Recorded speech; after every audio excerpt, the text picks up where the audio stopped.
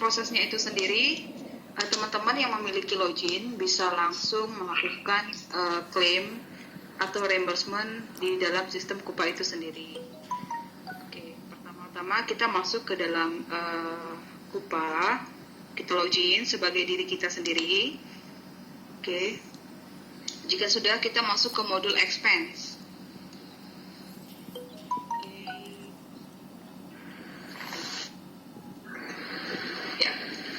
Nah, di sini teman-teman untuk yang melakukan claim atau reimbursement, kita bisa di create report. Ya, kita klik report. Oke. Nah, ini adalah tampilan yang ada di form report itu sendiri. Oke, kita akan jelasin satu persatu dari atas ya. On behalf adalah kalau nanti kita di setting sebagai admin dari bisa atasan kita atau manajer kita atau director kita. Misalnya di sini yang login adalah Hapni. Nah, saya sudah di setting on behalf-nya itu ada 2 orang. Siapa saja? Bisa Pak Rukun Santoso sebagai manajer saya atau Pak Bobi sebagai division head saya. Nah, untuk settingan ini teman-teman nanti bisa request ke Departemen IT ya. Maksudnya untuk menentukan siapa aja yang bisa di dalam list on behalf-nya kita ini. Oke. Kita coba untuk on behalf-nya Pak Bobi dulu ya. Oke. Kita tinggal pilih aja orangnya. Oke, lanjut. Nah, di sini ada reimburse tuh.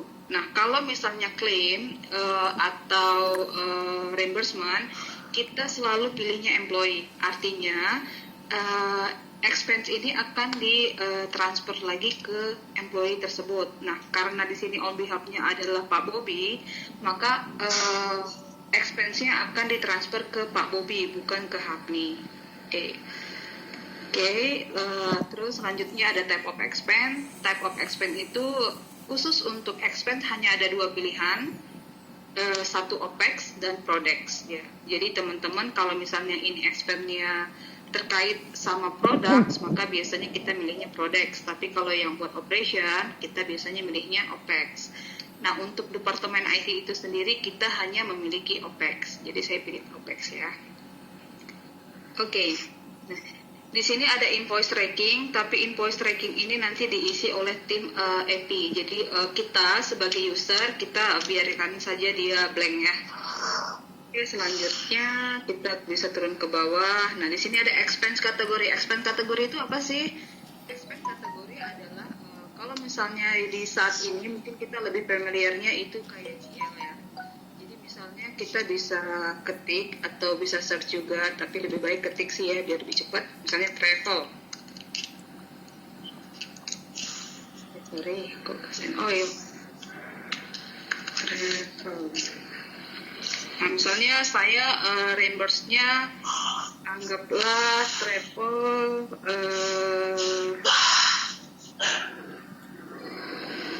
Accommodation lokal ya. Jadi mungkin lebih ke Pak Bobi nginap. Sebelumnya dia belum ada booking ke accommodation. Jadi kita sistemnya adalah reimbursement. Nah, di sini ada expense date. Expense date itu apa sih? Di sini adalah kwitansi dari si kwitansinya itu date-nya, tanggalnya. Jadi kalau di sini klaim harusnya sudah terjadi terlebih dahulu ya aktivitasnya. Jadi misalnya kalau hari ini tanggal 31, kita anggaplah Pak Bobi menginapnya itu di tanggal 21 misalnya. Jadi kita pasti sudah backdate. Amount-nya misalnya 700.000, tuh agak ya. Currency-nya IDR kalau kita lokal. Nah, bisa nggak sih di-change ke currency yang lain? Bisa. Kalau misalnya dia menginapnya di up country atau overseas gitu ya. Jadi misalnya ke kayak Singapura atau Filipina, itu bisa. Nanti kita bisa tinggal pilih saja. Untuk saat ini kita contohnya adalah IDR karena kita lokal. Oke, Indonesia pastinya reimburse to employee yes. Oke, kita pilihnya yang country-nya adalah Indonesia. Nah, di sini ada pertanyaan, ini kena teks apa enggak ya gitu. Kalau misalnya di dalam struk yang teman-teman terima itu ada teksnya, maka kita masukkan teksnya. Tapi kalau misalnya nggak ada ya kita anggap saja itu 0 seperti itu ya. Nah di sini description ini apa? Menginap di misalnya Surabaya. Nah oke, misalnya hotel apa ya di Surabaya? Hotel Haris misalnya ya. Ada nggak sih ya? Seperti itu.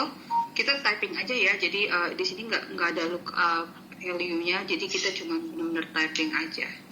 Sesuaikan sama si struknya itu sendiri sama aktualnya. Nah di sini ada reason. Reasonnya diisi adalah menginap ini dalam rangka apa? Misalnya meeting atau misalnya seperti itu. Oke, kenapa menginap di Surabaya seperti itu ya? Misalnya di sini biasanya nanti teman-teman apalagi yang dari field atau dari marketing ya biasanya dia kegiatannya apa sih, kan mereka suka mobile ya, suka pergi-pergi gitu, ada acara apa, event apa. Nah itu dimasukkan adalah di reason. Description-nya itu sendiri adalah kegiatannya. Oke, kita lanjut. Di sini ada account. Account itu apa sih fungsinya? Account itu untuk si expense ini akan di-charge-nya kemana. Kalau di sistem yang saat ini kita melihatnya sebutnya allocation. Nah, ini sama seperti allocation, cuman kita hanya memilih ini akan di-charge ke cost center atau PPD mana gitu ya. Nah, karena ini saya OPEX dan anggaplah tidak memiliki PPD, maka saya pilihnya WBS. Jadi semua yang tidak memiliki PPD kita pilihnya WBS. Oke, nah dan saya charge ke cost center kami sendiri. Cost centernya misalnya information technology ya. Oke, yang depannya O. Nah, setelah kita lakukan ini, kita klik choose. Nah, artinya expense 700 ini akan dibebankan ke cost centernya IT. Nah, gimana kalau misalnya expense ini dibebankan ke cost center? Nah, teman-teman bisa lakukan split billing. Split billingnya ya tinggal kita add lagi, misalnya satu lagi kegiatan ini disponsori misalnya sama procurement. Oke, kita pilihnya yang procurement yang O, karena OPEX. Oke.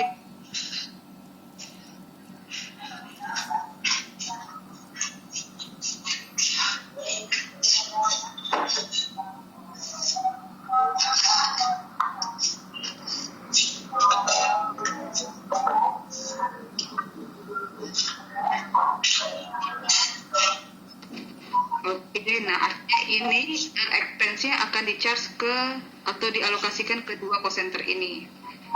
Oke, ini kita cek ini tadi tanggal 21 check out-nya. Kalau kita bilang check out-nya lebih dari sehari, dia akan amount-nya akan langsung terkalkulat ya. Anggaplah kita check out-nya 3 hari. Oke, activity-nya tanggal ini kita samain aja.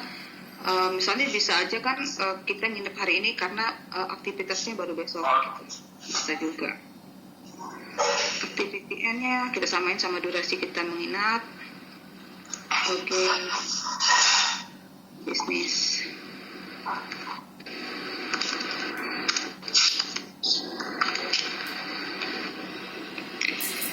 Allocation-nya staff.